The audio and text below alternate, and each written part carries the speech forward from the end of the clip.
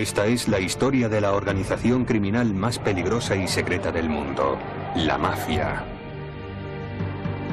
La mafia nació en Sicilia, pero pronto sería exportada desde esta isla italiana hasta los Estados Unidos, donde se convertiría en la Cosa Nostra. Durante todo el siglo XX, un siglo marcado por las guerras mundiales y los asesinatos políticos, la mafia desempeñaría un papel clave en los acontecimientos mundiales. Nuestro programa sigue los pasos de los hombres que había detrás de esos acontecimientos, los grandes jefes de la mafia, los grandes dones, más conocidos como los padrinos.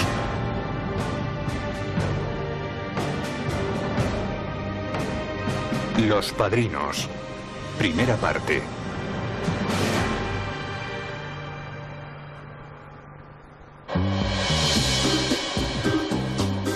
Nuestro viaje empieza en Sicilia. Vito Cascioferro tiene 31 años. Se afilió a la mafia desde poco después de cumplir los 20. Ahora es lo que llaman un hombre de honor.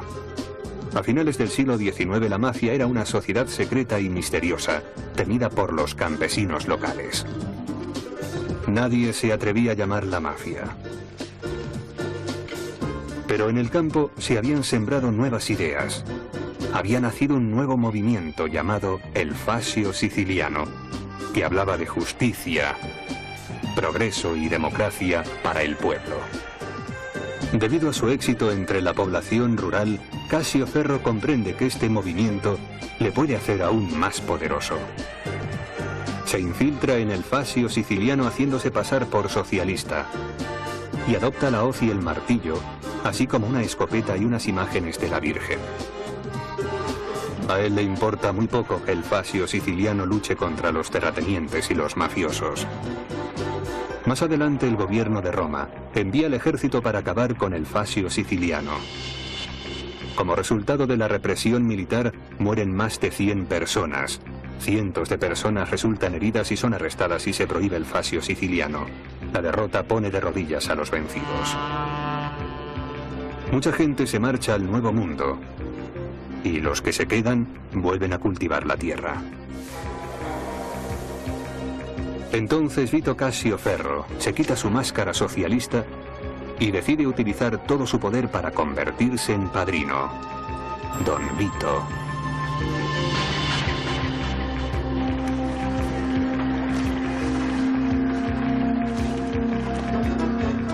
Mientras tanto, otro drama de la mafia tiene lugar en Nueva Orleans en 1890. Dos familias mafiosas, los Matranga y los Provenzano, están luchando por hacerse con el control de los muelles, el puerto de entrada del tráfico ilegal. La llaman la familia probablemente para tratar de suavizar las cosas, pero no es una familia. Es una organización comercial ilegal, en la que un grupo de hombres se juran fidelidad los unos a los otros y se reparten las diferentes partes de un negocio los beneficios que producen. En las calles de Nueva Orleans, la mafia tenía una fachada legítima, la venta de naranjas. En 1888 los Matranga y los Provenzano iniciaron una guerra por el control de los muelles. Recurren a cualquier cosa con tal de continuar con sus operaciones criminales, incluido el asesinato.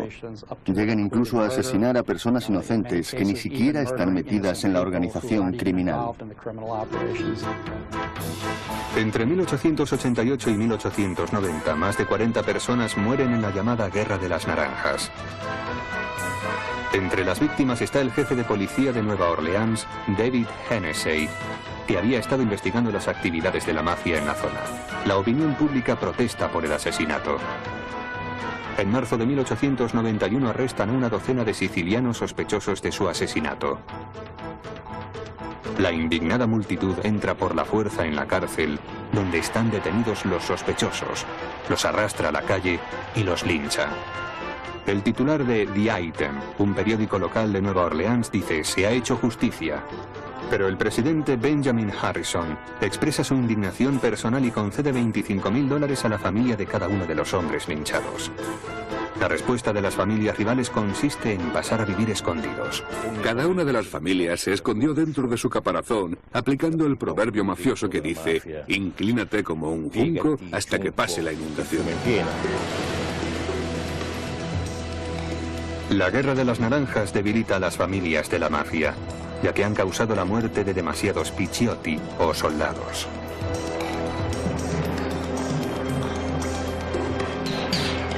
Han dedicado demasiadas energías a sus luchas, en lugar de dedicarlas a las actividades criminales, a la prostitución y al juego.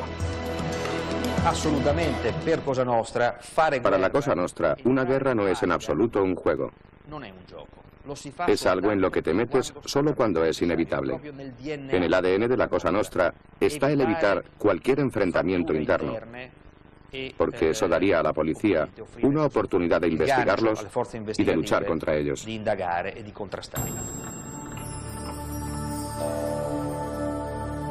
Durante siglos, Sicilia careció de un gobierno propio. Fue conquistada repetidamente por griegos, árabes, normandos y españoles, ninguno de los cuales estaba ni remotamente interesado en los sicilianos o en su bienestar. Hombres como don Vito Casio Ferro se dieron cuenta de que podían esquivar al gobierno haciendo favores y utilizando la violencia, y llegaron a ser conocidos como padrinos.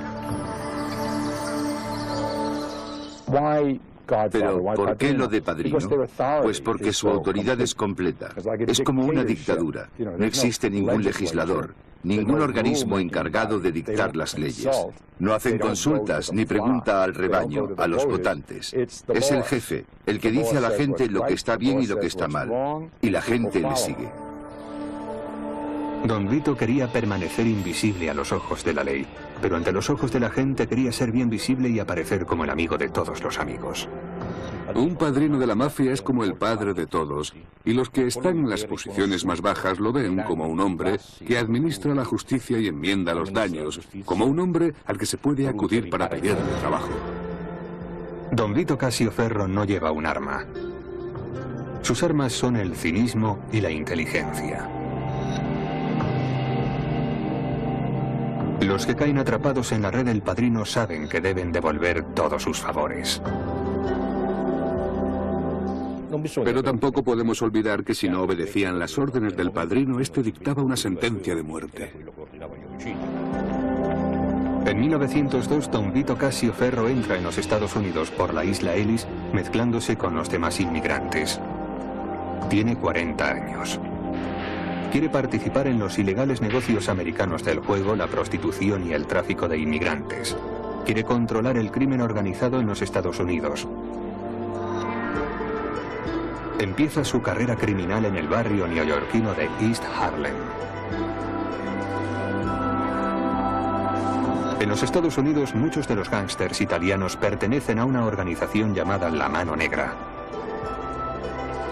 Pero eso no les impide pelear entre sí por el control de ciertas actividades criminales, como vimos que ocurría en Nueva Orleans. Don Vito pronto se da cuenta de que sus posibilidades de hacerse con el poder están en la coexistencia pacífica de todas estas facciones y empieza a establecer alianzas entre las bandas de La Mano Negra. Uno de los delitos típicos de La Mano Negra era la extorsión, a cuyas víctimas se les exigía que pagaran una cantidad para evitar que las secuestraran o incluso que las asesinaran. La Mano Negra tuvo la audacia de extorsionar al famoso tenor italiano Enrico Caruso. Tras su debut en noviembre de 1903 con Rigoletto de Verdi, Caruso empezó a trabajar de forma regular en el Metropolitan de la ciudad de Nueva York. En 1907 el tenor encontró una nota en su camerino escrita en italiano, en la que La Mano Negra le exigía $2.000 a cambio de su vida.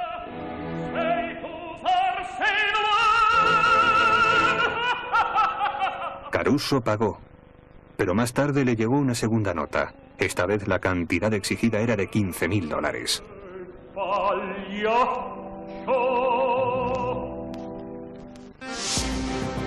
Debido al aumento de las actividades criminales de la mano negra, el Departamento de Policía de Nueva York había creado un cuerpo de élite formado por policías secretos de origen italoamericano, llamada la División Italiana. Su jefe era el teniente Joe Petrosino.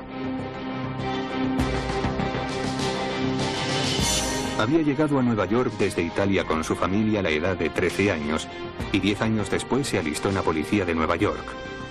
En 1905 el jefe de la policía y futuro presidente Theodore Roosevelt le había nombrado sargento. Ahora, como teniente responsable de la división italiana, su gran sueño es derrotar a la mafia, que considera que es una vergüenza para Italia y para sus compatriotas. Joe Petrosino convence a Enrico Caruso de que le ayude a atrapar a los chantajistas. Pero no es la única derrota de la mano negra. A pesar de estos reveses, la organización sigue con sus actividades habituales.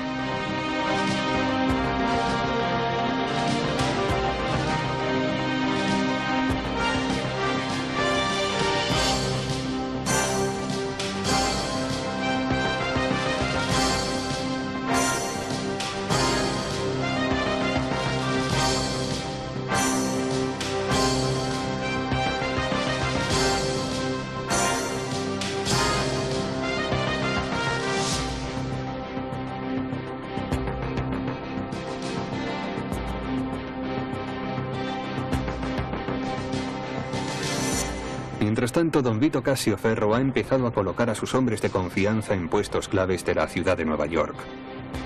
Necesita poder viajar entre los Estados Unidos e Italia. La situación en Sicilia ha cambiado. Su negocio está en peligro. Sicilia, unos cuantos años antes del incidente de Caruso. Alguien había descubierto la forma en la que la mafia blanqueaba el dinero sucio para financiar sus actividades ilegales.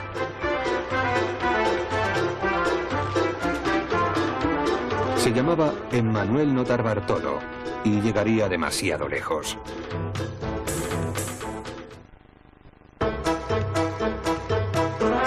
Italia, 1890.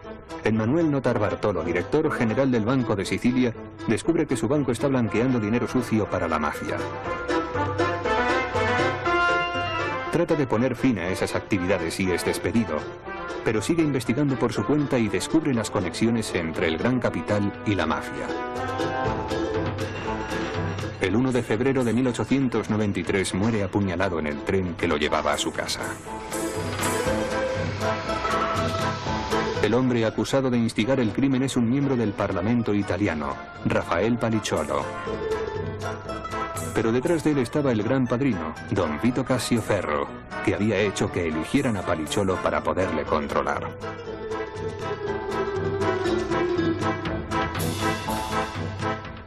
El primer proceso importante contra la mafia se celebra en Bolonia en 1902. Palicciolo es declarado culpable y condenado a 30 años de cárcel. Pero entonces, don Vito Cassioferro pide algunos favores. Los miembros más influyentes de la sociedad siciliana se movilizan y acusan al gobierno italiano de discriminación contra Sicilia.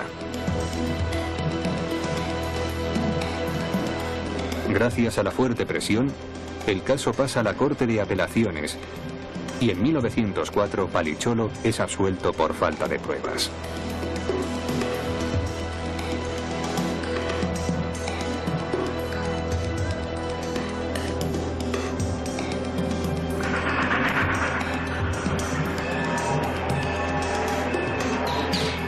Don Vito Cassioferro organiza el regreso triunfal a Palermo de Palicciolo.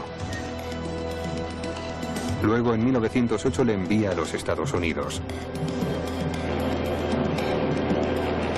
Se organizan reuniones para recibirle en Nueva York, Boston, Filadelfia, Pittsburgh, Chicago y Nueva Orleans. Fuera donde fuese, Palicciolo pronuncia el mismo discurso. Dice que tienen que formar una organización siciliana, un auténtico gobierno dentro del gobierno con sus propias leyes. El discurso había sido redactado por don Vito y estaba cargado de frases de doble sentido que solo la mafia podía entender. Los sicilianos necesitan saber cómo entrar en política, dice Paricholo. Pero lo que quiere decir es que los padrinos deben aprender a meterse en política para hacerse realmente poderosos.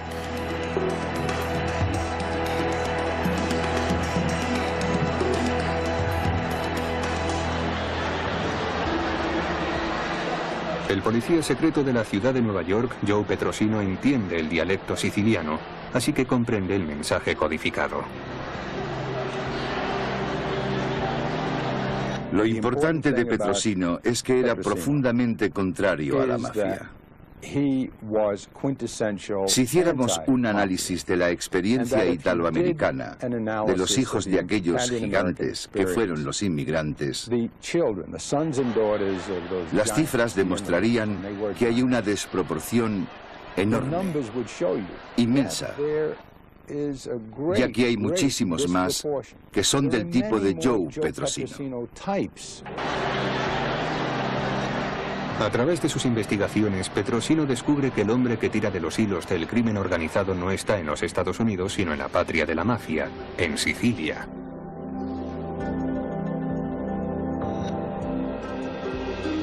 En 1909 viaja a Palermo en misión ultrasecreta. Pero el 20 de febrero de 1909, el New York Herald revela la verdadera naturaleza de su viaje y su investigación deja de ser un secreto. Petrosino ignora el peligro evidente. Pero don Vito Casio Ferro ya ha jugado sus cartas. El 12 de marzo de 1909, Joe Petrosino muere asesinado a tiros en la Plaza Marina de Palermo. Hubo en Manhattan un funeral por él, al que asistieron más de 250.000 de personas. Fue el primer italoamericano asesinado en el cumplimiento de su deber.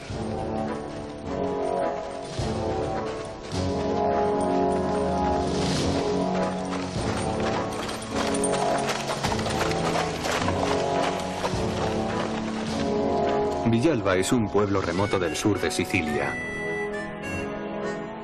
Calogero Vicini tiene 4 sacerdotes en su familia, entre ellos su hermano Salvatore y Giovanni, ambos dones por derecho propio, pues don es el tratamiento que se da a los sacerdotes en Italia. Calogero nació en 1877. A los 17 años tuvo su primer choque con la ley y fue acusado de agresión. Ahora, ya maduro, aspira también al título de don para sí mismo, aunque en su sentido criminal, como muestra del respeto debido a un auténtico padrino. En la mafia tenían sueños de grandeza. Pensaban que estaban recreando las legiones romanas. Tal vez eso aislase a alguno de ellos de la realidad, del hecho de que eran unos delincuentes comunes muy sanguinarios. En 1891 el Papa León XIII había publicado la encíclica Rerum Novarum, un documento cuyo título significa sobre las cosas nuevas.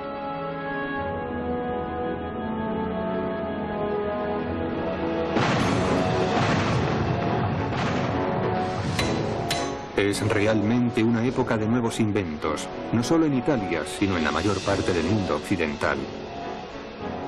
Grandes máquinas, potentes buques, presas impresionantes. En sus sermones, los 4 sacerdotes de la familia de Don Vicini protestan contra la explotación de las mujeres y los niños, que a menudo son los que pagan el mayor precio por el progreso de Italia.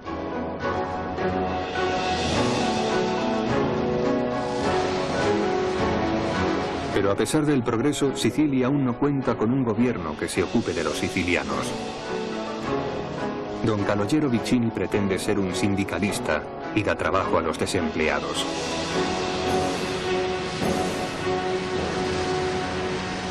La vida de Vicini era muy peculiar. Nunca se casó y lo único que le interesaba era el poder. Esa es una de las características de un padrino. Un padrino se hace poderoso cuando es capaz de hacer que se cumplan sus órdenes.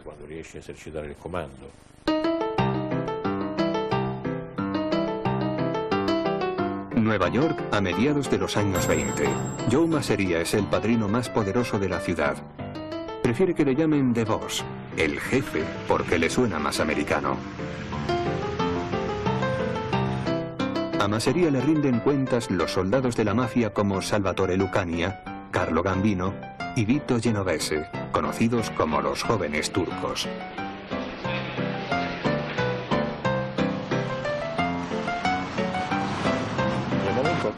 Cuando la mafia está en su apogeo, los destinados a ser hombres de honor reciben una educación específica. Es como una escuela. Cuando estalla la Primera Guerra Mundial, la mafia está preparada para ella. Italia llama a casa a sus emigrantes, pero en lugar de regresar, muchos se esconden, temerosos de perder los empleos que han encontrado en América. Piden ayuda y los padrinos están dispuestos a hacerles favores. Cuando los Estados Unidos entran por fin en la guerra, en 1916, dan grandes cantidades de dinero a Italia para la compra de nuevo armamento. Ahora se alistan muchos italianos. Don Calogero Vicini rápidamente aprovecha la oportunidad. Compra caballos, mulas y burros y se los vende al ejército. Pero hay otras oportunidades para hacer negocio. Las armas de la Primera Guerra Mundial necesitan azufre y Sicilia tiene el monopolio del azufre. Casualmente, Don Vicini posee unas enormes minas de azufre.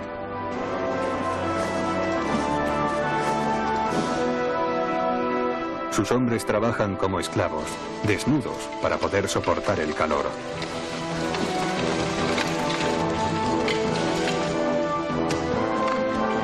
Don Vicini se hace cada vez más poderoso y se convierte en un auténtico rey de la mafia.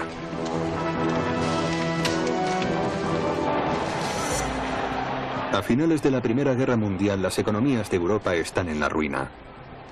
Pero en los Estados Unidos la mafia sigue amasando dinero. El padrino de Chicago es Big Jim Colosimo. Para proteger su negocio criminal recluta a un mafioso inteligente y cínico, Johnny Torrio. La asociación con Torrio sería el mayor error cometido por Big Jim Colosimo. El 16 de enero de 1920 en Estados Unidos entra en vigor la 18ª enmienda, la prohibición. En Chicago, el don de la mafia, Johnny Torrio, ve inmediatamente la posibilidad de obtener beneficios de la ley seca. Pero su jefe, Big Jim Colosimo, no opina lo mismo. Johnny Torrio recluta para que le ayude a un joven violento, no muy brillante pero bastante inteligente. Se llama Alfonso Capone, Al Capone. 5 meses después de comenzar la prohibición, muere Big Jim Colosimo. Ahora Torrio puede empezar, ayudado por Capone, el tráfico de alcohol. Capone está hambriento de poder y es un fanfarrón, pero Johnny Torrio es el cerebro de la operación que trabaja entre bastidores para impedir las luchas entre las bandas. Si se consigue un acuerdo adecuado, todo el mundo podrá obtener beneficios de la situación. Torrio no lo consigue. El 24 de enero de 1925, después de recibir varios disparos, entra en coma.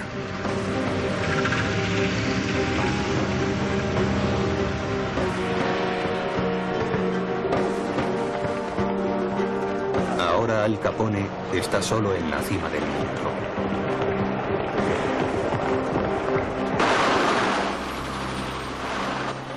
Si Johnny Torrio hubiese estado en activo, la matanza de Chicago del día de San Valentín de 1929 no habría tenido lugar. El pistolero Frank Frigenti describe así la matanza de aquel día. Siamo andati alle 4 il giorno di San Valentino, che è una festa americana. Siamo arrivati alle 1 e si trovavano nel garage. Siamo entrati con la mitra e l'abbiamo sterminato perché quella banda non voleva essere comandata da Al Capone.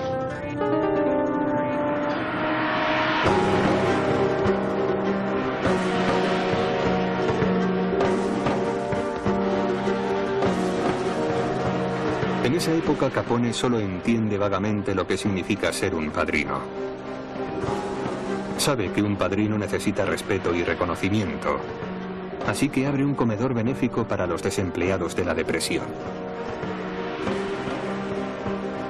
Alardea de ser un empresario que paga un sueldo a sus empleados. Quiere pensar a lo grande, como un auténtico padrino, pero lo único que hace es alardear.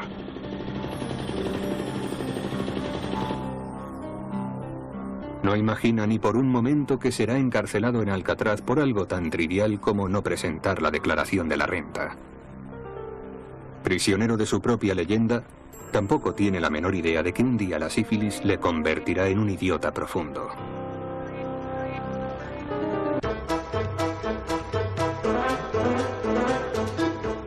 Nueva York a mediados de los años 20. Antes de viajar a Sicilia una vez más, don Vito Casio Ferro ordena a su lugarteniente, Salvatore Marangiano, que se quede en la ciudad y se ocupe de sus negocios. Uno pensaría que los italianos de más éxito eran los que conseguían ser el capo di tutti i capi, el jefe de todos los jefes, pero no es cierto. Eso es bastante improbable, porque hace una o dos generaciones la gente que venía aquí era muy humilde y con medios muy modestos. La elección de Marangiano por parte de don Vito no agrada a Joe, el jefe Masseria, el más poderoso padrino de la ciudad. Sabe que algún día Marangiano podría ser un auténtico rival para el control de las familias americanas. Tanto Marangiano como Masseria reforzaron sus bandas alistando a nuevos soldados de Castellammare del Golfo, la base siciliana del nuevo tráfico ilegal.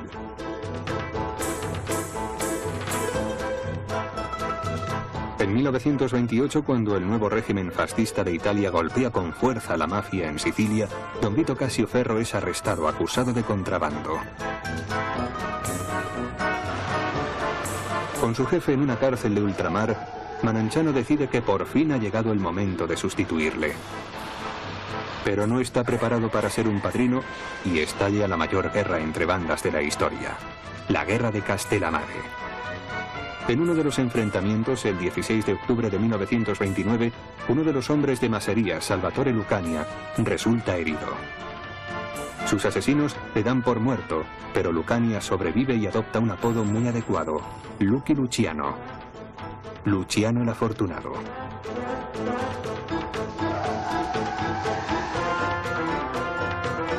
Marangiano y Masseria, embebidos en la guerra de Castellammare, no se dan cuenta de que Lucky Luciano está empezando a crear su propia fuerza, la tercera en discordia.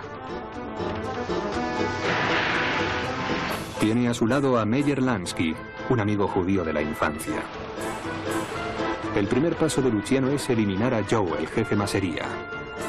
5 meses después mata también a Salvatore Marangiano. Pero no se para ahí.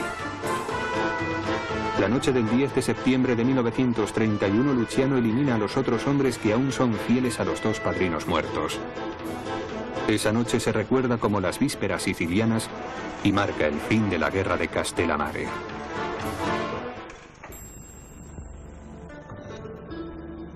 Atlantic City, 1929. Los padrinos, como si fueran jefes de Estado, se reúnen en una conferencia de alto secreto. El gobierno se ocupa de las virtudes públicas y nosotros nos ocupamos de los vicios privados. Se cuenta que dijo Luciano a los otros padrinos. Sus negocios, se explica, requieren un entorno estable.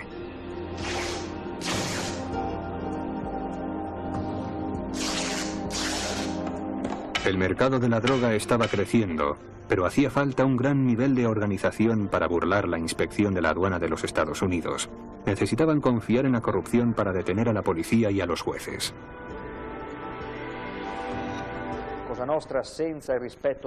Si la Cosa Nostra no hubiese seguido ciertas reglas, no sería lo que es.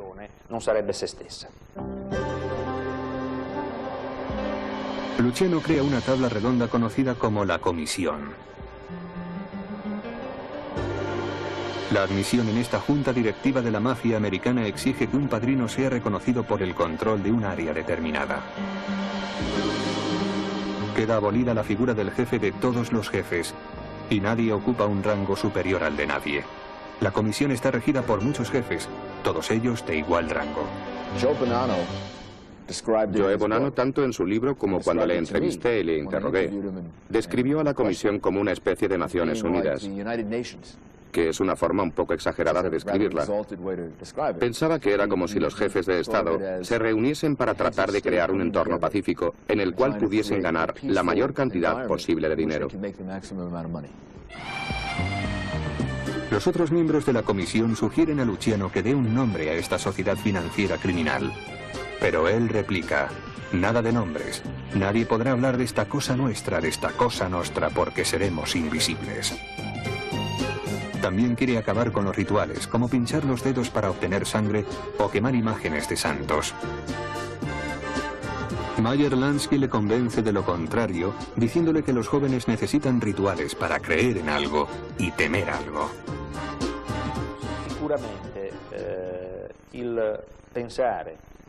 La mafia, sin un cierto grado de rituales y de prácticas secretas, sería una organización criminal completamente distinta.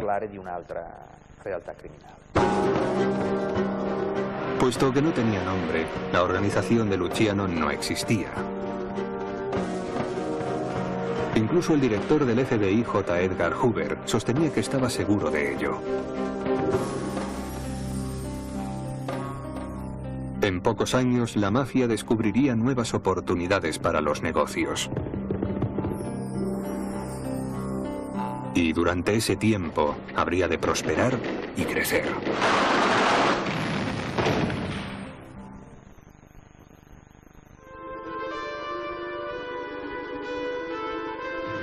Nueva York, 1929. La súbita quiebra de la bolsa provoca la Gran Depresión.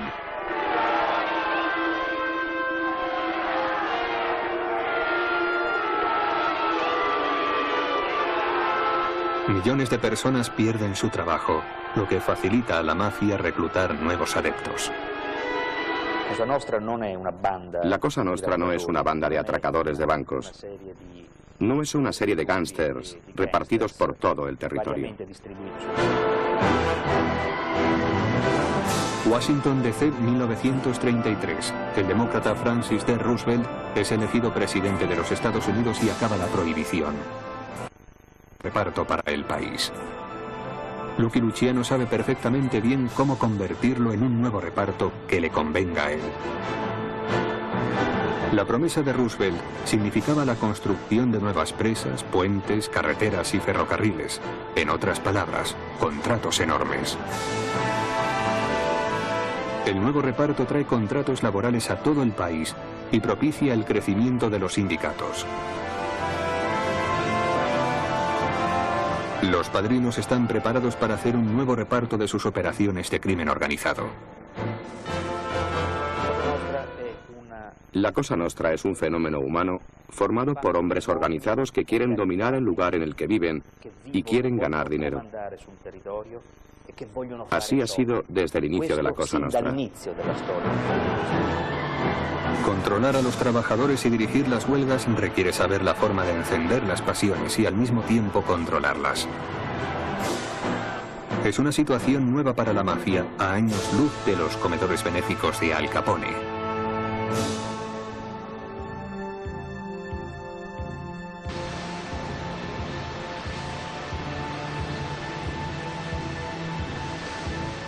Al controlar los sindicatos obreros, fueron capaces de controlar la industria del transporte, la industria de la construcción y los muelles de la costa este de los Estados Unidos. A partir del fascio siciliano de finales del siglo XIX, los padrinos habían aprendido a disfrazarse de líderes sindicales. Ahora, en los años 30, los padrinos involucrados en los sindicatos obreros crean una tupida maraña de contratos y de negocios criminales. Es una forma de entrar en política. La política es una herramienta que utiliza la mafia para conseguir sus propios objetivos. Las raíces de la mafia están arraigadas en la historia y alimentan una contracultura propia. A través de los sindicatos estadounidenses, la mafia encontró una forma de corromper a los políticos. ¿Pero cómo te corrompen? Con dinero. Te dan dinero para tu campaña y a cambio tú debes olvidar lo que es bueno para todo el mundo y hacer lo que es bueno para mí, porque yo te he dado el dinero. Una gran parte de esas operaciones tienen mucho éxito entre el gran capital de los Estados Unidos, por lo que no puede sorprender a nadie que la mafia, que tiene su propia organización criminal y desea hacer buenos negocios, quiera ser capaz de acercarse a un juez para hacer que sea benévolo en un caso determinado, lo cual es pura corrupción. Si bien la Gran Depresión supuso una grave crisis para la mayor parte de los negocios de los Estados Unidos, no afectó al mundo de Lampa. Lucky Luciano la vivió entre las salas de fiestas y los clubes de striptease. Empezó reestructurando el negocio de la prostitución, convirtiendo los burdeles en supermercados del sexo. Las mujeres eran su debilidad, como descubrió el fiscal de distrito de la ciudad de Nueva York, Thomas Dewey. Convenció a 2 mujeres para que testificaran contra Luciano, y a través de ellas reunió pruebas suficientes para arrestar y procesar a Luciano por instigación a la prostitución. El 2 de julio de 1936, el jurado pronunció la palabra culpable 549 veces.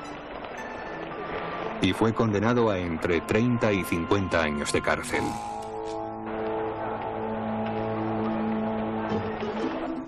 Su amigo Meyer Lansky le comunica mientras está en la cárcel que uno de sus soldados tiene pensado asesinar al fiscal de distrito Dewey. No hay que atacar a ningún cargo oficial del gobierno, ordena el padrino. Luciano salva la vida de su acusador y conserva su poder incluso desde la celda de la cárcel.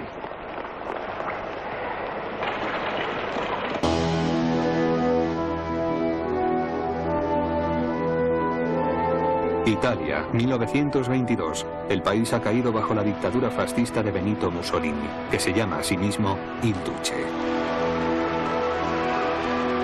2 años después, en 1924, durante un viaje a Sicilia, Mussolini conoce a don Ciccio Cuccia, un padrino local y alcalde de un pueblo. Don Ciccio le dice a Mussolini: Excelencia, no necesita usted a todos estos guardias. Aquí está usted bajo mi protección y no le va a suceder nada. El hecho de que otro poder aparte del fascismo siga existiendo en Sicilia le parece intolerable a Mussolini, por lo que inmediatamente toma medidas. Pide un hombre con puños de hierro y le presentan al implacable Cesare Mori como jefe de operaciones. Mori consideraba a Sicilia como un territorio enemigo y ocupado. Confiando en que cuenta con el apoyo de Mussolini, envía al ejército y ordena que se torture a los detenidos. Los soldados de la mafia, obligados a tragar agua salada y a recibir descargas eléctricas en los testículos, empiezan a revelar los nombres de los padrinos. 500 mafiosos consiguen huir a los Estados Unidos ayudados por sus primos americanos.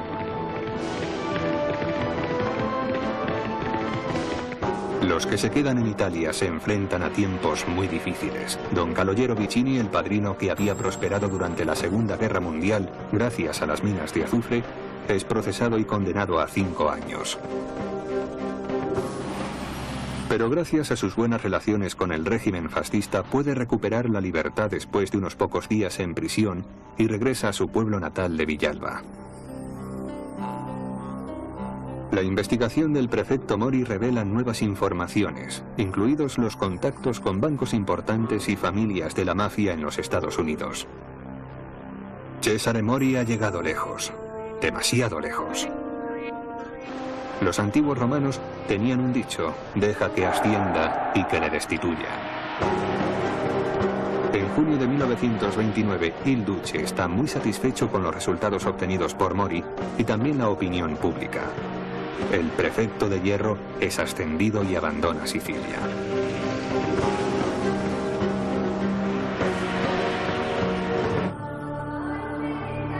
Ha llegado el momento de presentar a otro padrino americano más, Vito Genovese. Era uno de los jóvenes turcos que habían trabajado para Joe, el jefe Masseria. A mediados de los años 30, Genovese se ha convertido en un asesino despiadado que también se ha hecho con el control de muchas salas de fiestas y redes de prostitución. En 1937, el Departamento de Policía de Nueva York ordena su arresto por el asesinato de un tal Ferdinando Boccia. Genovese se ve obligado a huir a Sicilia. Pero Genovese es algo más que un fugitivo. Incluso bajo el régimen fascista de Italia, encontrará pronto nuevas formas de hacer negocio.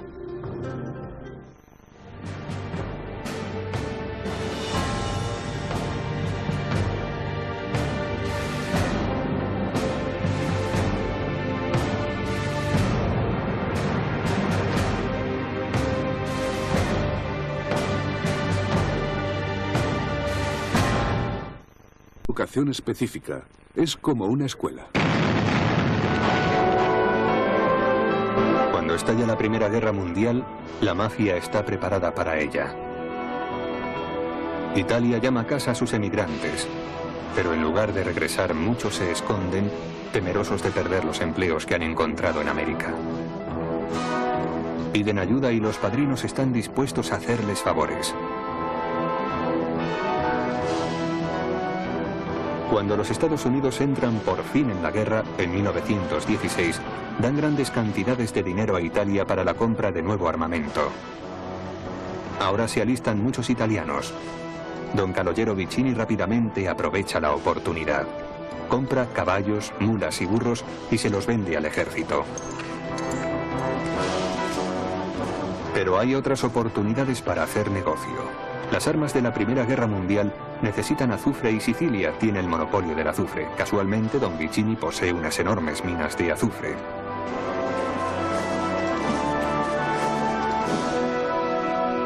Sus hombres trabajan como esclavos, desnudos, para poder soportar el calor.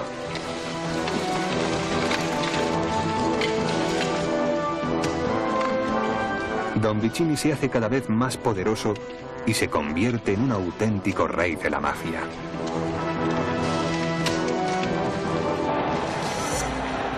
A finales de la Primera Guerra Mundial, las economías de Europa están en la ruina.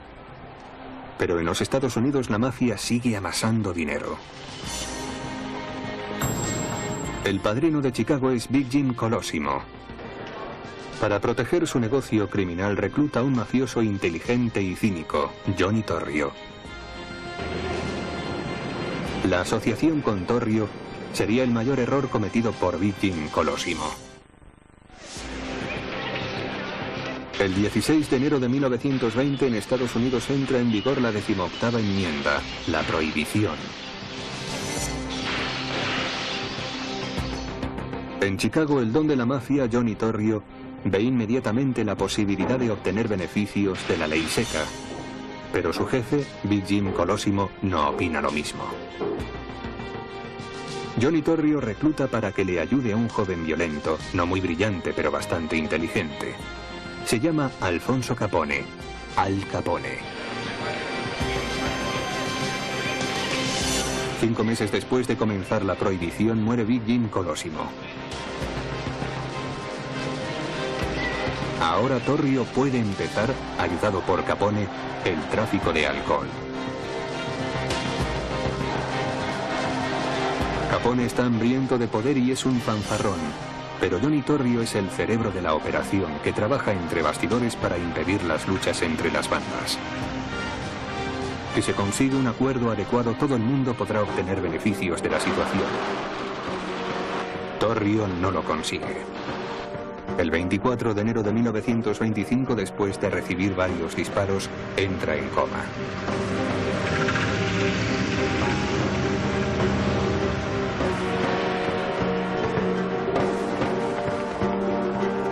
Ahora Al Capone está solo en la cima del mundo.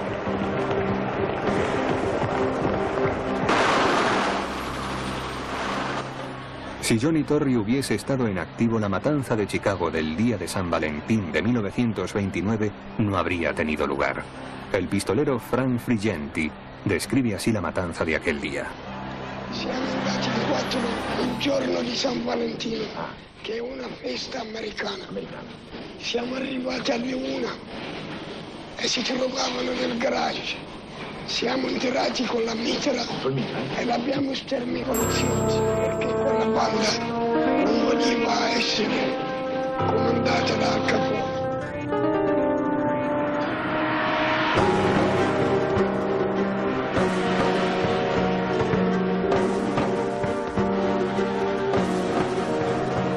En esa época Capone solo entiende vagamente lo que significa ser un padrino.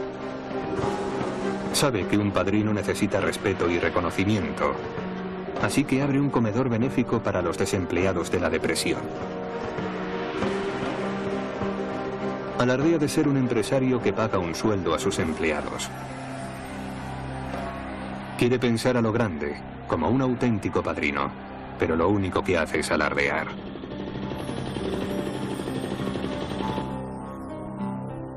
No imagina ni por un momento que será encarcelado en Alcatraz por algo tan... Había llegado a Nueva York desde Italia con su familia a la edad de 13 años y 10 años después se alistó en la policía de Nueva York. En 1905 el jefe de la policía y futuro presidente Theodore Roosevelt le había nombrado sargento. Ahora, como teniente responsable de la división italiana, su gran sueño es derrotar a la mafia, que considera que es una vergüenza para Italia y para sus compatriotas.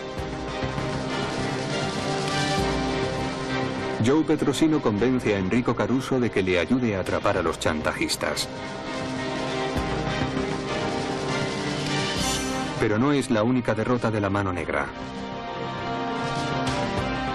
A pesar de estos reveses, la organización sigue con sus actividades habituales.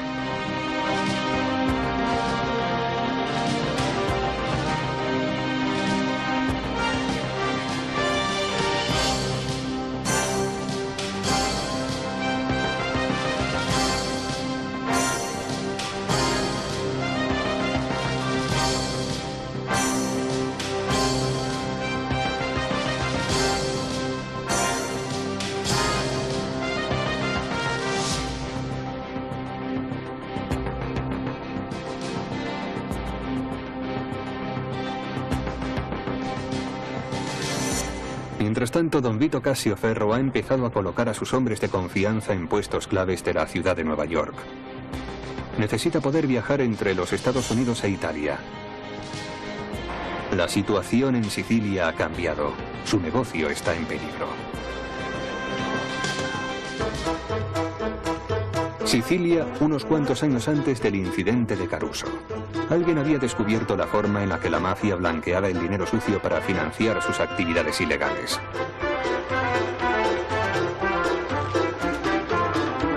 Se llamaba Emmanuel Notarbartolo y llegaría demasiado lejos.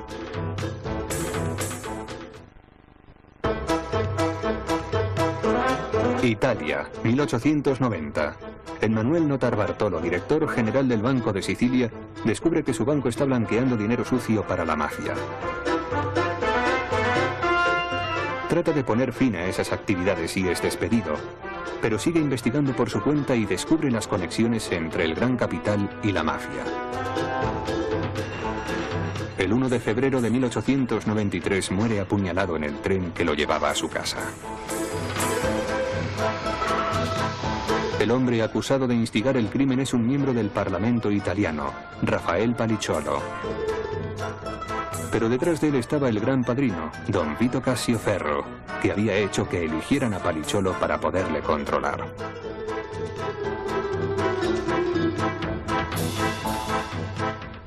El primer proceso importante contra la mafia se celebra en Bolonia en 1902. Palicciolo es declarado culpable y condenado a 30 años de cárcel. Pero entonces, don Vito Cassio Ferro pide algunos favores.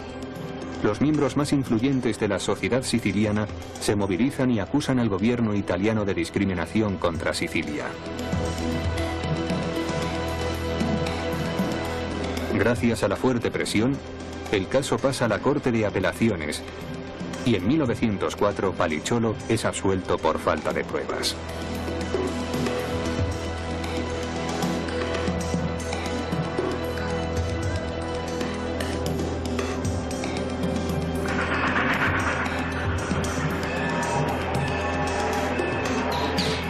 Don Vito Cassioferro organiza el regreso triunfal a Palermo de Palicciolo. Luego, en 1908, le envía a los Estados Unidos. Se organizan reuniones para recibirle en Nueva York, Boston, Filadelfia, Pittsburgh, Chicago y Nueva Orleans. Fuera donde fuese, Palicciolo pronuncia el mismo discurso. Dice que tienen que formar una organización siciliana, un auténtico gobierno dentro del gobierno con sus propias leyes. El discurso había sido redactado por Don Vito y estaba cargado de frases de doble sentido que solo la mafia podía entender. Los sicilianos necesitan saber cómo entrar en política, dice Palicciolo, pero lo que quiere decir es que los padrinos deben aprender a meterse en política para hacerse realmente poderosos.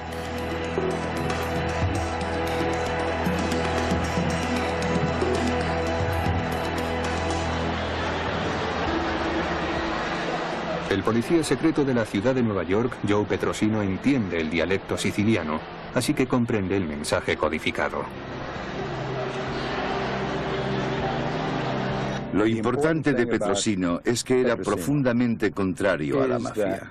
Si hiciéramos un análisis de la experiencia italoamericana, de los hijos de aquellos gigantes que fueron los inmigrantes, las cifras demostrarían que hay una desproporción enorme, inmensa. Y aquí hay muchísimos más que son del tipo de Joe Petrosino. A través de sus investigaciones, Petrosino descubre que el hombre que tira de los hilos del crimen organizado no está en los Estados Unidos, sino en la patria de la mafia, en Sicilia.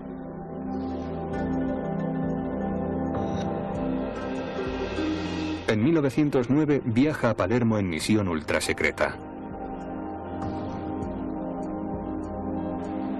Pero el 20 de febrero de 1909, el New York Herald revela la verdadera naturaleza de su viaje y su investigación deja de ser un secreto. Petrosino ignora el peligro evidente. Pero Don Vito Cassioferro ya ha jugado sus cartas. El 12 de marzo de 1909, Joe Petrosino muere asesinado a tiros en la Plaza Marina de Palermo. Hubo en Manhattan un funeral por él, al que asistieron más de 250.000 de personas. Fue el primer italoamericano asesinado en el cumplimiento de su deber.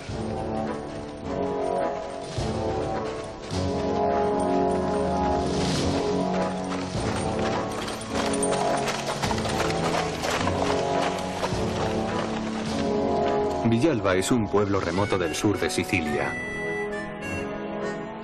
Calogero Vicini tiene 4 sacerdotes en su familia, entre ellos su hermano Salvatore y Giovanni, ambos dones por derecho propio, pues don es el tratamiento que se da a los sacerdotes en Italia. Calogero nació en 1877. A los 17 años tuvo su primer choque con la ley y fue acusado de agresión.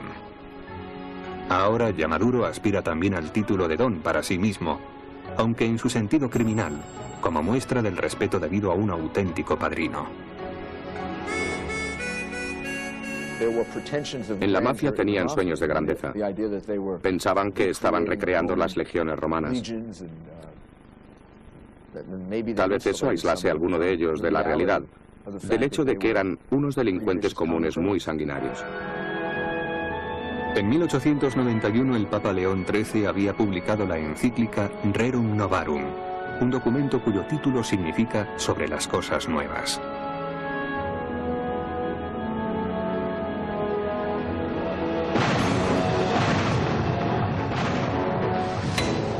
Es realmente una época de nuevos inventos, no solo en Italia, sino en la mayor parte del mundo occidental.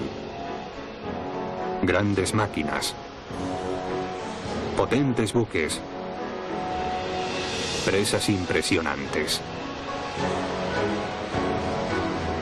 En sus sermones, los 4 sacerdotes de la familia de Don Vicini protestan contra la explotación de las mujeres y los niños, que a menudo son los que pagan el mayor precio por el progreso de Italia.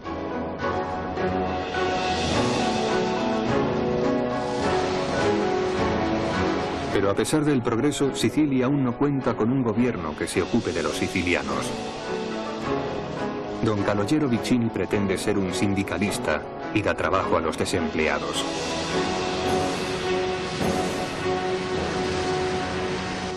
La vida de Vicini era muy peculiar. Nunca se casó y lo único que le interesaba era el poder. Esa es una de las características de un padrino. Un padrino se hace poderoso cuando es capaz de hacer que se cumplan sus órdenes.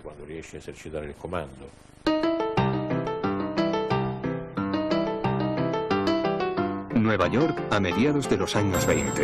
Joe Masseria es el padrino más poderoso de la ciudad. Prefiere que le llamen The Boss, el jefe, porque le suena más americano. A Masseria le rinden cuentas los soldados de la mafia como Salvatore Lucania, Carlo Gambino y Vito Genovese, conocidos como los jóvenes turcos.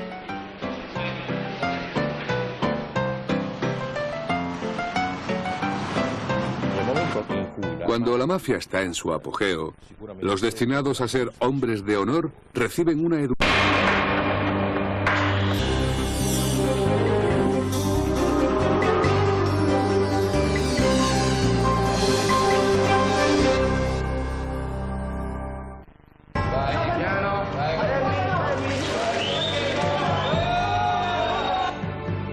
Esta es la historia de la organización criminal más peligrosa y secreta del mundo, la mafia.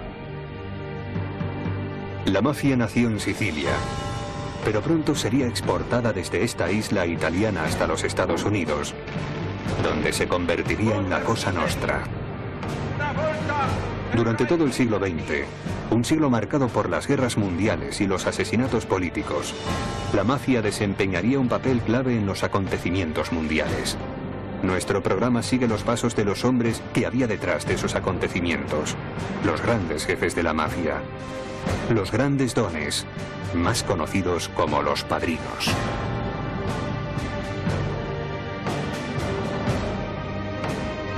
Los padrinos. Primera parte.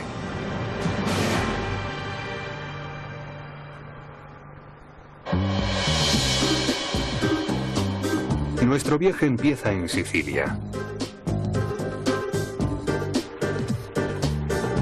Vito Cascioferro tiene 31 años. Se afilió a la mafia desde poco después de cumplir los 20.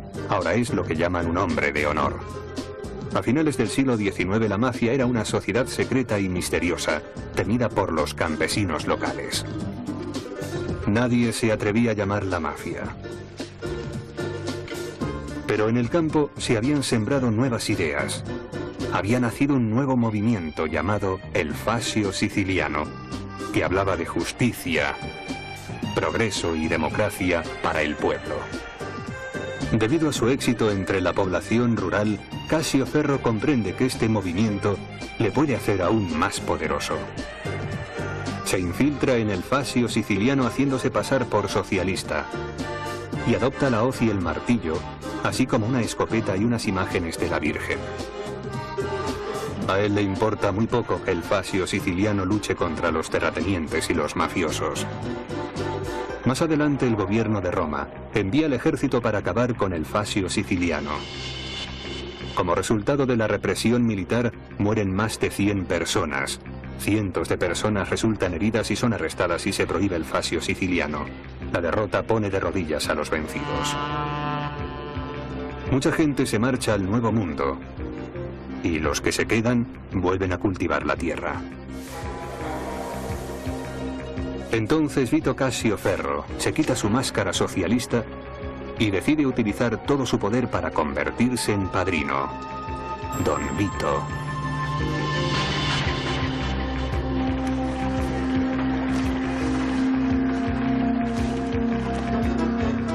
Mientras tanto, otro drama de la mafia tiene lugar en Nueva Orleans en 1890.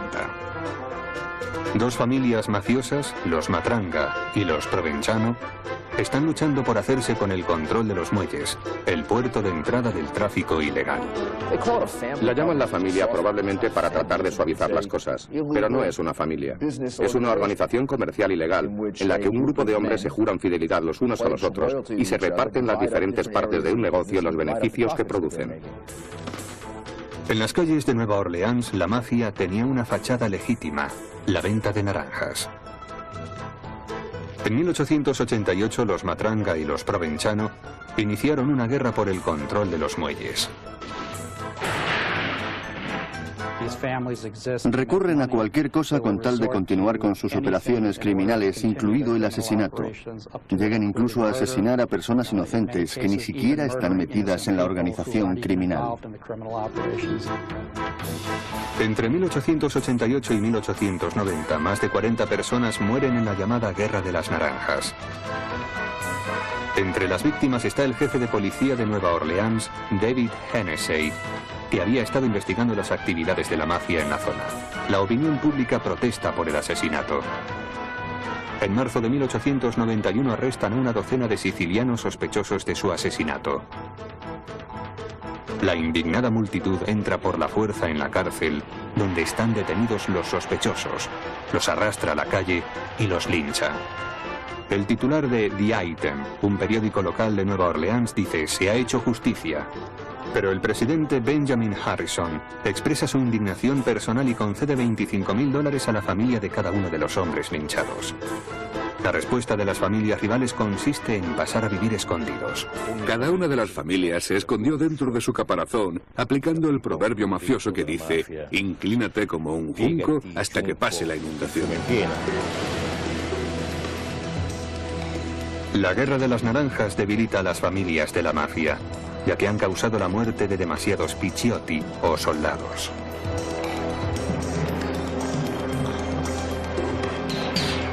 Han dedicado demasiadas energías a sus luchas, en lugar de dedicarlas a las actividades criminales, a la prostitución y al juego. Para la Cosa Nostra, una guerra no es en absoluto un juego. Es algo en lo que te metes solo cuando es inevitable. En el ADN de la Cosa Nostra está el evitar cualquier enfrentamiento interno, porque eso daría a la policía una oportunidad de investigarlos y de luchar contra ellos.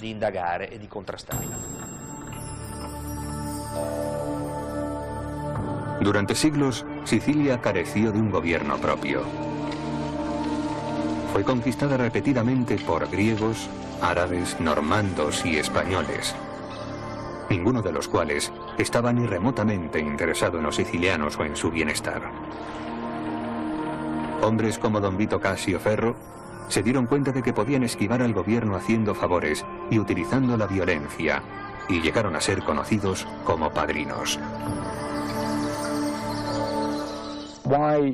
Pero, ¿por qué lo de padrino? Pues porque su autoridad es completa.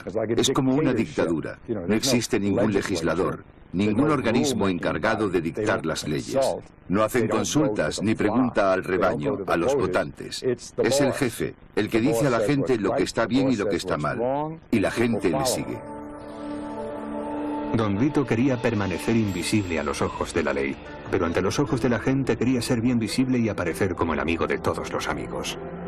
Un padrino de la mafia es como el padre de todos, y los que están en las posiciones más bajas lo ven como un hombre que administra la justicia y enmienda los daños, como un hombre al que se puede acudir para pedirle trabajo.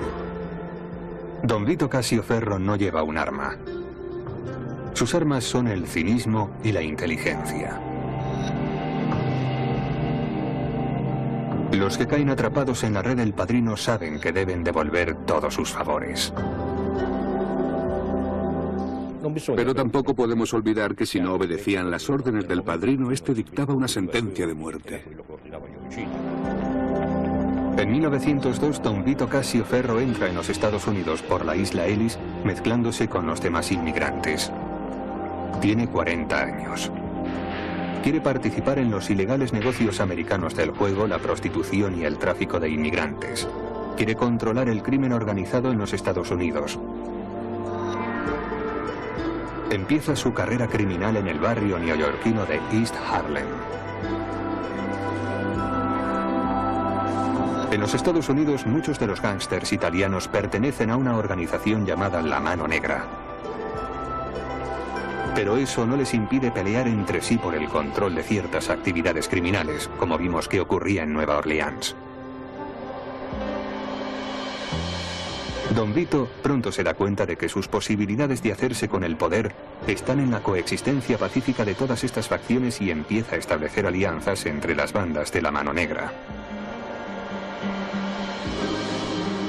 Uno de los delitos típicos de la Mano Negra era la extorsión, a cuyas víctimas se les exigía que pagaran una cantidad para evitar que las secuestraran o incluso que las asesinaran.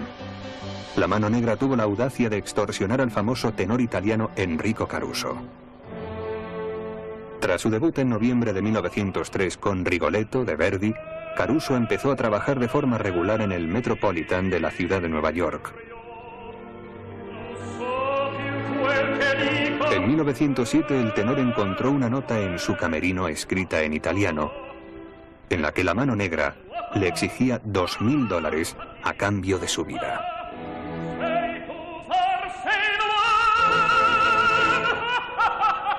Caruso pagó, pero más tarde le llegó una segunda nota. Esta vez la cantidad exigida era de $15.000.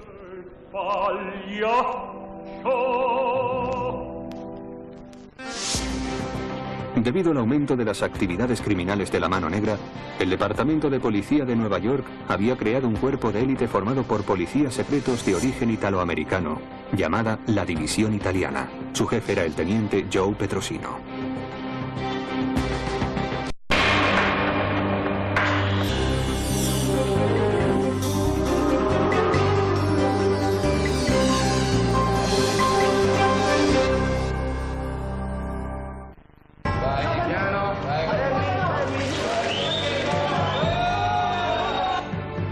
Esta es la historia de la organización criminal más peligrosa y secreta del mundo, la mafia.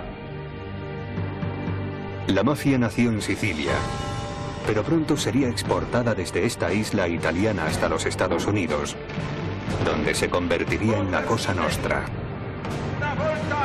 Durante todo el siglo XX, un siglo marcado por las guerras mundiales y los asesinatos políticos, la mafia desempeñaría un papel clave en los acontecimientos mundiales. Nuestro programa sigue los pasos de los hombres que había detrás de esos acontecimientos, los grandes jefes de la mafia, los grandes dones, más conocidos como los padrinos.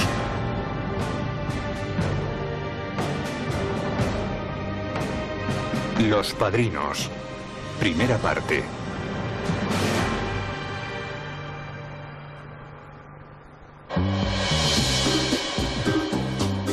Nuestro viaje empieza en Sicilia.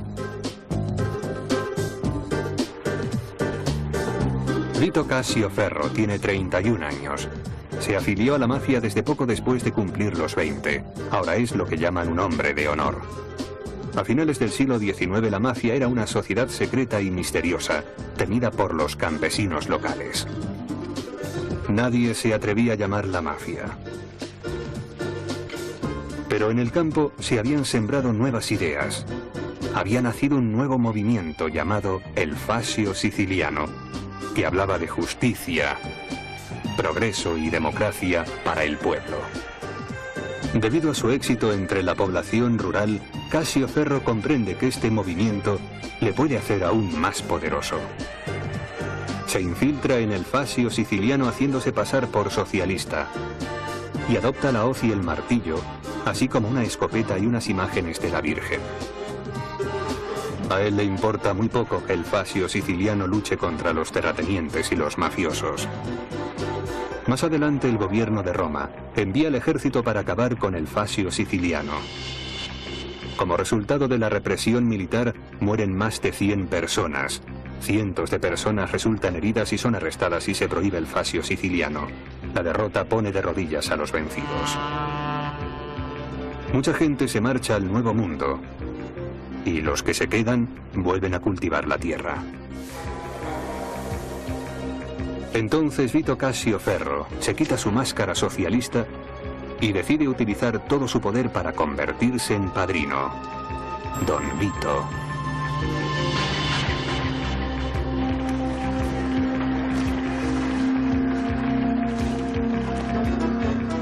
Mientras tanto, otro drama de la mafia tiene lugar en Nueva Orleans en 1890.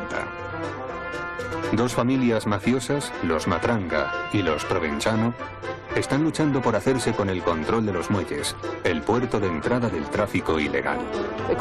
La llaman la familia probablemente para tratar de suavizar las cosas, pero no es una familia. Es una organización comercial ilegal en la que un grupo de hombres se juran fidelidad los unos a los otros y se reparten las diferentes partes de un negocio los beneficios que producen.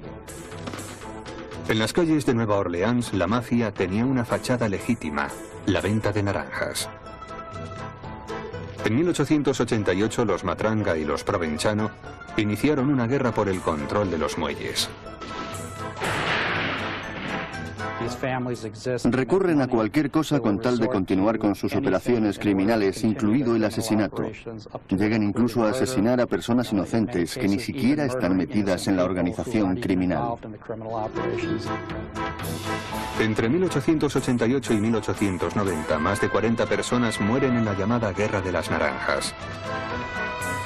Entre las víctimas está el jefe de policía de Nueva Orleans, David Hennessey, que había estado investigando las actividades de la mafia en la zona. La opinión pública protesta por el asesinato. En marzo de 1891 arrestan a una docena de sicilianos sospechosos de su asesinato. La indignada multitud entra por la fuerza en la cárcel, donde están detenidos los sospechosos, los arrastra a la calle y los lincha. El titular de The Item, un periódico local de Nueva Orleans, dice: "Se ha hecho justicia". Pero el presidente Benjamin Harrison expresa su indignación personal y concede $25.000 a la familia de cada uno de los hombres linchados. La respuesta de las familias rivales consiste en pasar a vivir escondidos. Cada una de las familias se escondió dentro de su caparazón, aplicando el proverbio mafioso que dice: inclínate como un junco hasta que pase la inundación. La Guerra de las Naranjas debilita a las familias de la mafia, ya que han causado la muerte de demasiados picciotti o soldados.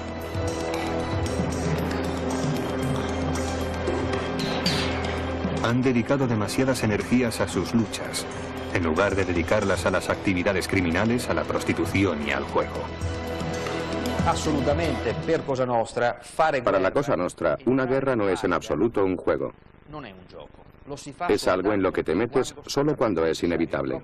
En el ADN de la Cosa Nostra. Ahora Yamaduro aspira también al título de don para sí mismo, aunque en su sentido criminal, como muestra del respeto debido a un auténtico padrino. En la mafia tenían sueños de grandeza. Pensaban que estaban recreando las legiones romanas. Tal vez eso aislase a alguno de ellos de la realidad, del hecho de que eran unos delincuentes comunes muy sanguinarios. En 1891 el Papa León XIII había publicado la encíclica Rerum Novarum, un documento cuyo título significa sobre las cosas nuevas.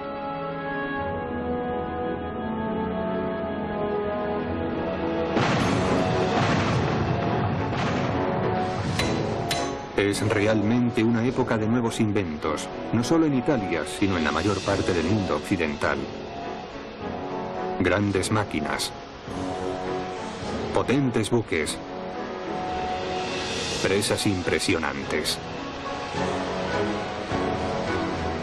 En sus sermones, los 4 sacerdotes de la familia de Don Piccini protestan contra la explotación de las mujeres y los niños, que a menudo son los que pagan el mayor precio por el progreso de Italia.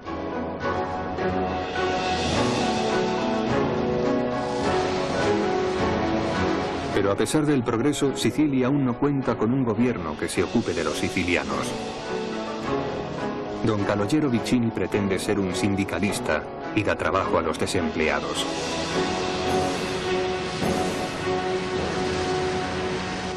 La vida de Vicini era muy peculiar. Nunca se casó y lo único que le interesaba era el poder. Esa es una de las características de un padrino. Un padrino se hace poderoso cuando es capaz de hacer que se cumplan sus órdenes.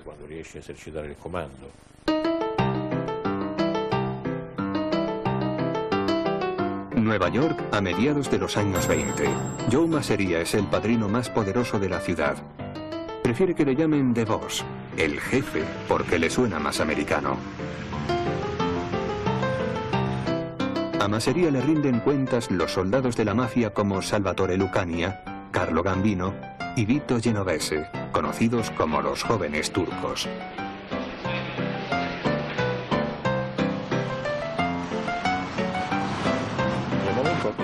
Cuando la mafia está en su apogeo, los destinados a ser hombres de honor reciben una educación específica.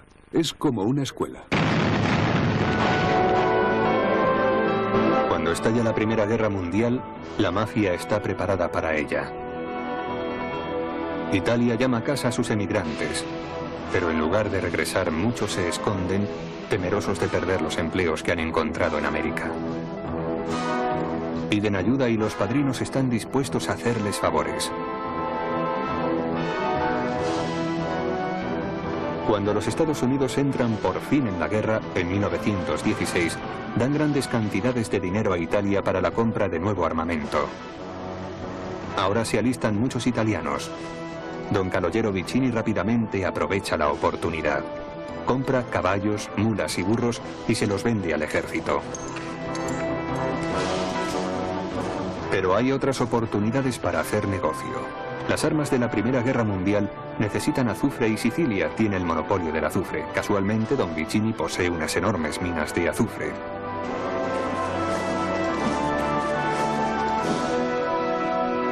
Sus hombres trabajan como esclavos, desnudos, para poder soportar el calor.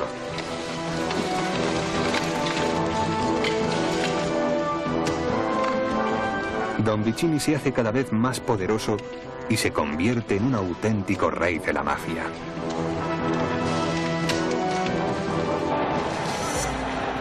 A finales de la Primera Guerra Mundial, las economías de Europa están en la ruina. Pero en los Estados Unidos la mafia sigue amasando dinero. El padrino de Chicago es Big Jim Colosimo. Para proteger su negocio criminal recluta a un mafioso inteligente y cínico, Johnny Torrio. La asociación con Torrio sería el mayor error cometido por Big Jim Colosimo. El 16 de enero de 1920 en Estados Unidos entra en vigor la 18ª enmienda, la prohibición. En Chicago, el don de la mafia, Johnny Torrio, ve inmediatamente la posibilidad de obtener beneficios de la ley seca. Pero su jefe, Big Jim Colosimo, no opina lo mismo. Johnny Torrio recluta para que le ayude a un joven violento, no muy brillante pero bastante inteligente. Se llama Alfonso Capone, Al Capone. 5 meses después de comenzar la prohibición, muere Big Jim Colosimo. Ahora Torrio puede empezar, ayudado por Capone, el tráfico de alcohol. Capone está hambriento de poder y es un fanfarrón. Pero Johnny Torrio es el cerebro de la operación que trabaja entre bastidores para impedir las luchas entre las bandas. Si se consigue un acuerdo adecuado, todo el mundo podrá obtener beneficios de la situación. Torrio no lo consigue. El 24 de enero de 1925, después de recibir varios disparos, entra en coma.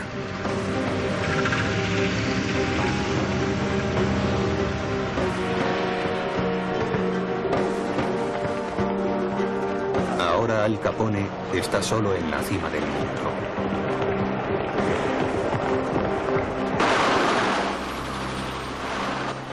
Si Johnny Torrio hubiese estado en activo, la matanza de Chicago del día de San Valentín de 1929 no habría tenido lugar. El pistolero Frank Frigenti describe así la matanza de aquel día. Siamo andati il 4, il giorno di San Valentino, che è una festa americana. Siamo arrivati alle 1 e si trovavano nel garage. Siamo entrati con la mitra e l'abbiamo sterminato perché quella banda non voleva essere comandata da Al Capone.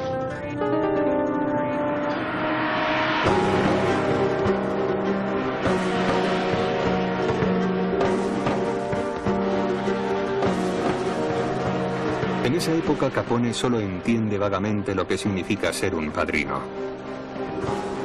Sabe que un padrino necesita respeto y reconocimiento, así que abre un comedor benéfico para los desempleados de la depresión.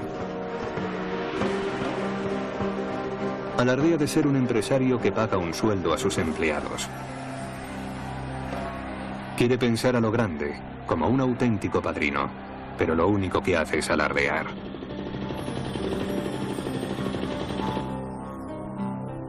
No imagina ni por un momento que será encarcelado en Alcatraz por algo tan trivial como no presentar la declaración de la renta. Prisionero de su propia leyenda, tampoco tiene la menor idea de que un día la sífilis le convertirá en un idiota profundo.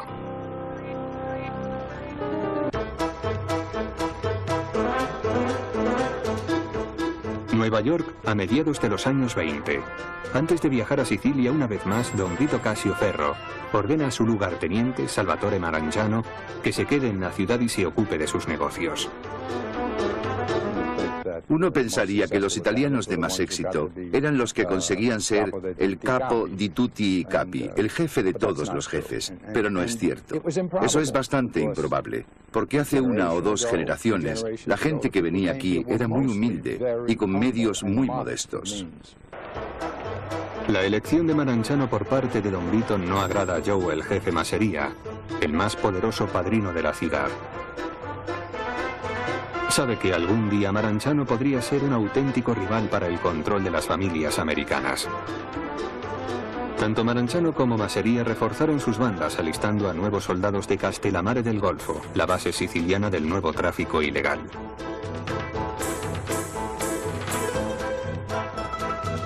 En 1928, cuando el nuevo régimen fascista de Italia golpea con fuerza a la mafia en Sicilia, don Vito Casio Ferro es arrestado acusado de contrabando. Con su jefe en una cárcel de ultramar, Marangiano decide que por fin ha llegado el momento de sustituirle. Pero no está preparado para ser un padrino y estalla la mayor guerra entre bandas de la historia, la Guerra de Castellammare. En uno de los enfrentamientos, el 16 de octubre de 1929, uno de los hombres de Masseria, Salvatore Lucania, resulta herido. Sus asesinos le dan por muerto, pero Lucania sobrevive y adopta un apodo muy adecuado, Lucky Luciano. Luciano el Afortunado.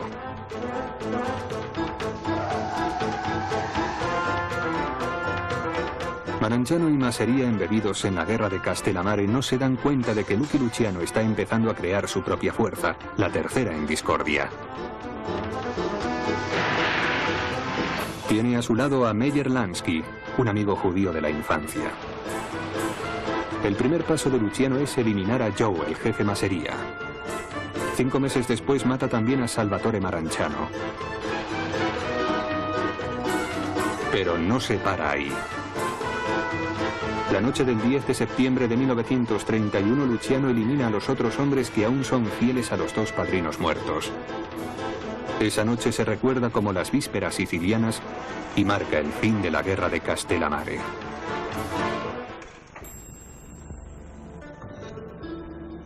Atlantic City, 1929. Los padrinos, como si fueran jefes de Estado, se reúnen en una conferencia de alto secreto. El gobierno se ocupa de las virtudes públicas y nosotros nos ocupamos de los vicios privados. Se cuenta que dijo Luciano a los otros padrinos.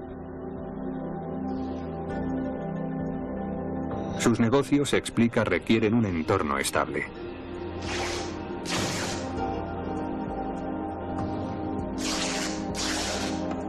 El mercado de la droga estaba creciendo, pero hacía falta un gran nivel de organización para burlar la inspección de la aduana de los Estados Unidos. Necesitaban confiar en la corrupción para detener a la policía y a los jueces.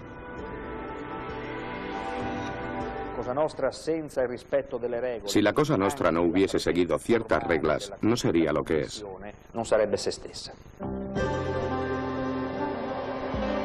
Luciano crea una tabla redonda conocida como la Comisión. La admisión en esta... La situación en Sicilia ha cambiado. Su negocio está en peligro. Sicilia, unos cuantos años antes del incidente de Caruso. Alguien había descubierto la forma en la que la mafia blanqueaba el dinero sucio para financiar sus actividades ilegales.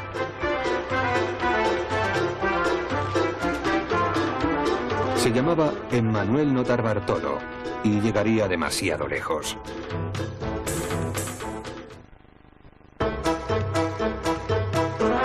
Italia, 1890.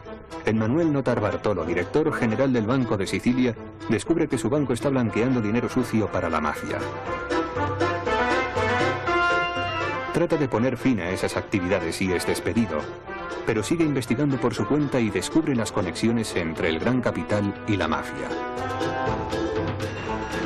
El 1 de febrero de 1893 muere apuñalado en el tren que lo llevaba a su casa. El hombre acusado de instigar el crimen es un miembro del Parlamento italiano, Raffaele Palicciolo. Pero detrás de él estaba el gran padrino, don Vito Cassioferro, que había hecho que eligieran a Palicciolo para poderle controlar.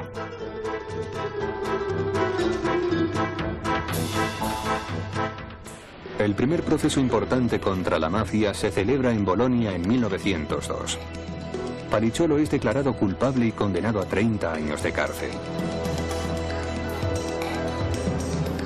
Pero entonces, don Vito Cassioferro pide algunos favores. Los miembros más influyentes de la sociedad siciliana se movilizan y acusan al gobierno italiano de discriminación contra Sicilia. Gracias a la fuerte presión, el caso pasa a la Corte de Apelaciones y en 1904 Palicciolo es absuelto por falta de pruebas.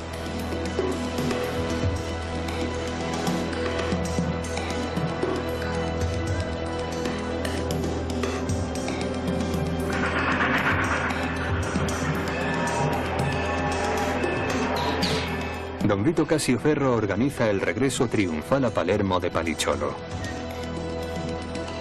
Luego, en 1908, le envía a los Estados Unidos. Se organizan reuniones para recibirle en Nueva York, Boston, Filadelfia, Pittsburgh, Chicago y Nueva Orleans.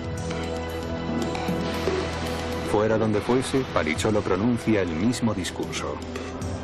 Dice que tienen que formar una organización siciliana, un auténtico gobierno dentro del gobierno con sus propias leyes. El discurso había sido redactado por don Vito y estaba cargado de frases de doble sentido que solo la mafia podía entender. Los sicilianos necesitan saber cómo entrar en política, dice Palicciolo, pero lo que quiere decir es que los padrinos deben aprender a meterse en política para hacerse realmente poderosos.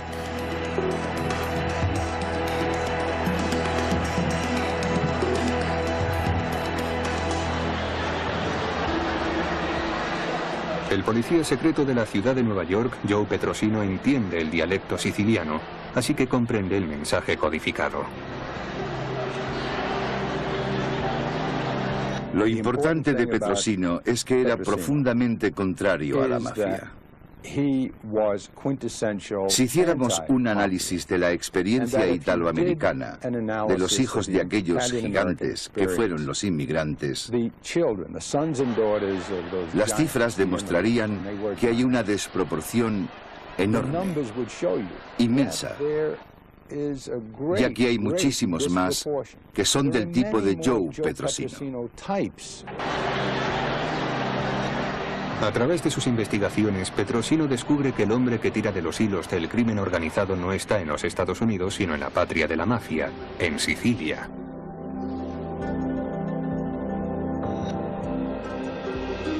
En 1909 viaja a Palermo en misión ultrasecreta.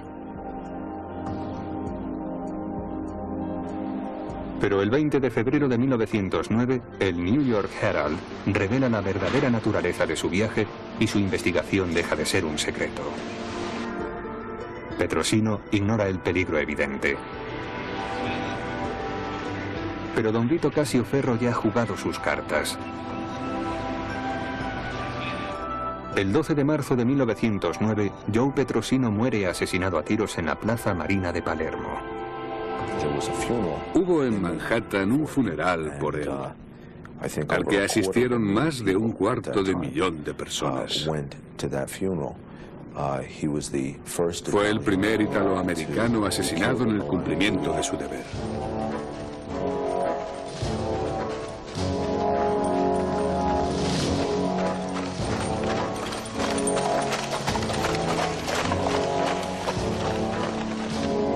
Villalba es un pueblo remoto del sur de Sicilia.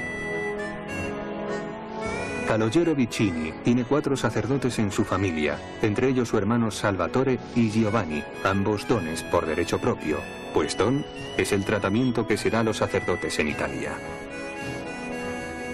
Calogero nació en 1877.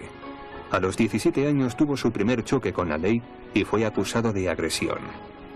Nuestra está el evitar cualquier enfrentamiento interno, porque eso daría a la policía una oportunidad de investigarlos y de luchar contra ellos.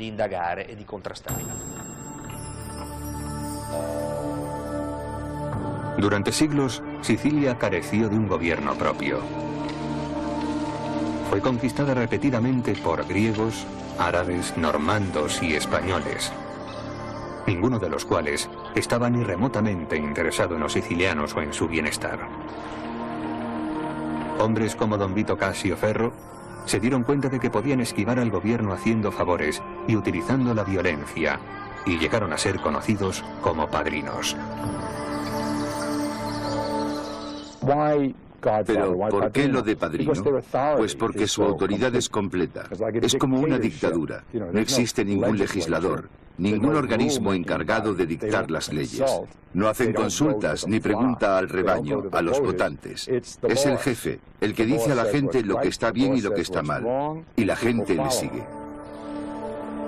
Don Vito quería permanecer invisible a los ojos de la ley, pero ante los ojos de la gente quería ser bien visible y aparecer como el amigo de todos los amigos.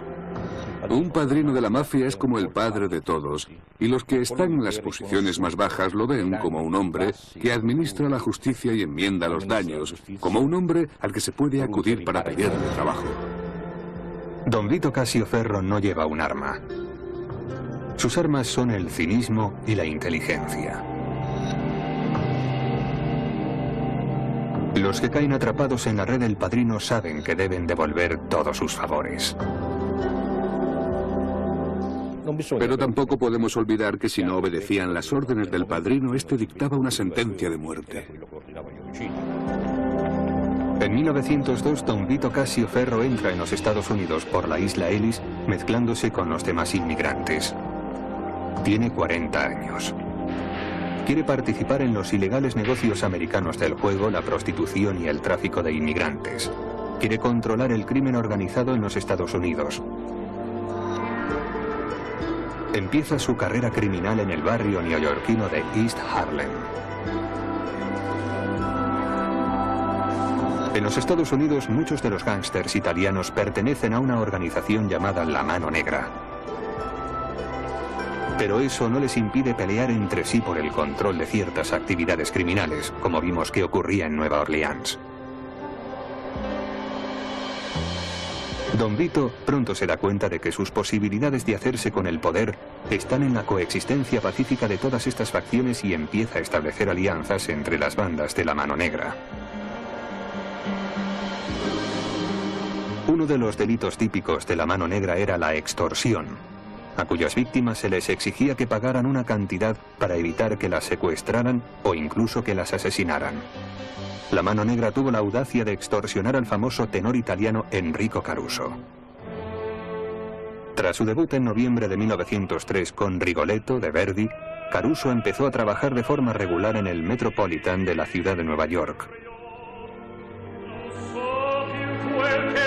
En 1907 el tenor encontró una nota en su camerino escrita en italiano, en la que La Mano Negra le exigía $2.000 a cambio de su vida.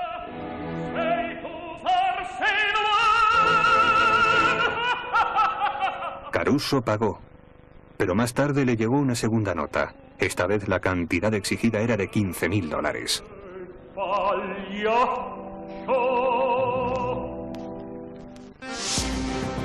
Debido al aumento de las actividades criminales de La Mano Negra, el Departamento de Policía de Nueva York había creado un cuerpo de élite formado por policías secretos de origen italoamericano, llamada la División Italiana. Su jefe era el teniente Joe Petrosino.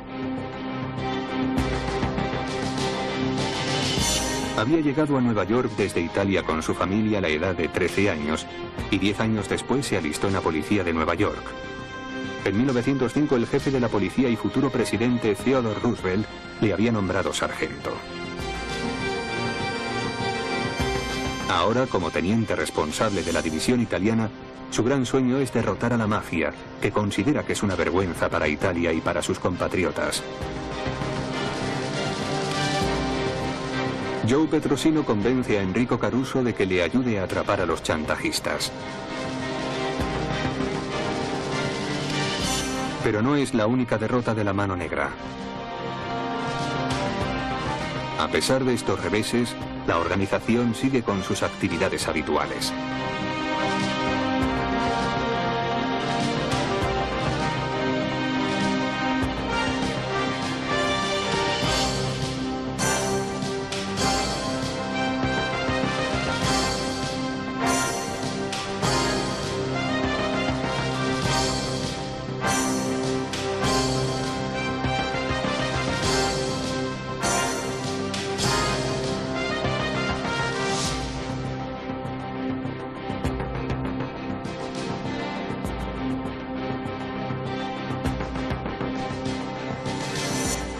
Mientras tanto, don Vito Cassioferro ha empezado a colocar a sus hombres de confianza en puestos claves de la ciudad de Nueva York. Necesita poder viajar entre los Estados Unidos e Italia.